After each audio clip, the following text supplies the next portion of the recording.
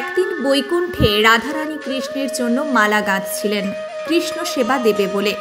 আর কৃষ্ণ তখন বিরজা বলে এক সখীর মনোবাসনা পূরণ করবে বলে তার কুঞ্জে গিয়েছিল। বিরজা কৃষ্ণের জন্য আপন মনে কৃষ্ণ সেবা দেবেন বলে আয়োজন করছেন। কৃষ্ণ বিরজার দরজার সামনে শ্রীদামকে দাঁড় কাটিয়ে রেখেছে আর বলেছে যেন কেউ প্রবেশ করতে না পারে, এমনকি রাধারানীও না। শ্রীদাম দাঁড়িয়ে আছে এমন সময় নারদ মুনি এসেছেন। এসে বলছেন, শ্রীদাম দরজা খোলো, আমি প্রভুর কাছে যাব।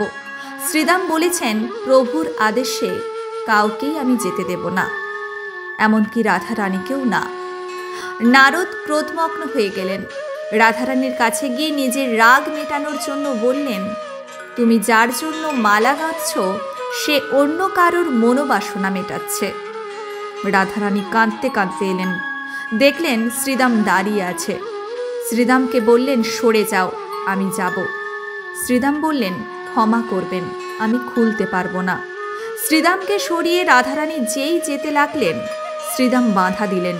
সেই বাধাতে রাধারানী আছাড় খেয়ে পড়লেন ধুলোয়, এবং রাধারানী এমন আচরণের জন্য শ্রীদামকে অভিশাপ দিলেন, তুই কৃষ্ণ ছাড়া হবি, আর তোকে দৈত্যকুলে জন্ম নিতে হবে, তুই হবি শঙ্খচূড় দৈত্য।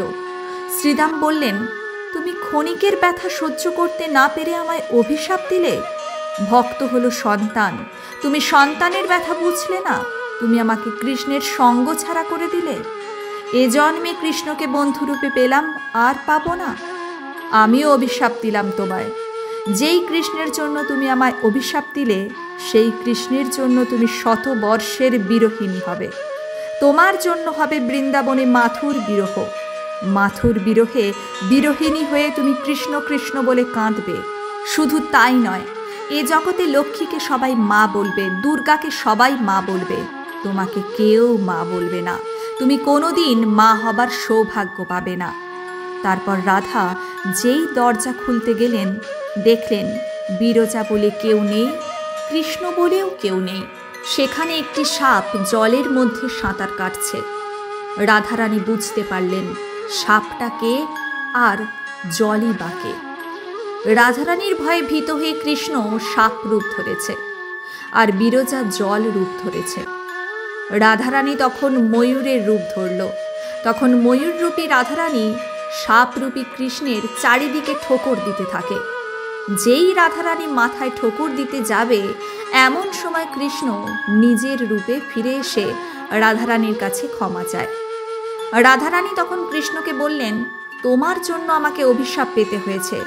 কৃষ্ণ বিরহে আমাকে কাঁদতে হবে বৃন্দাবনে। আমিও তোমাকে অভিশাপ দিলাম। আমিও তোমার যেই 3 অঙ্গে ঠোকর দিলাম, সেইগুলি তোমার বাঁকা হয়ে যাবে। তুমি হবে ত্রিভঙ্গ মুরারি।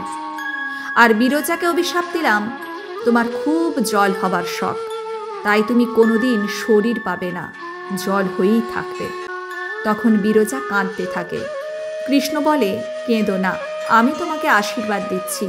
তোমার স্থান হবে আমার লীলাভূমি বৃন্দাবনে, তুমি হবে নদী যমুনা।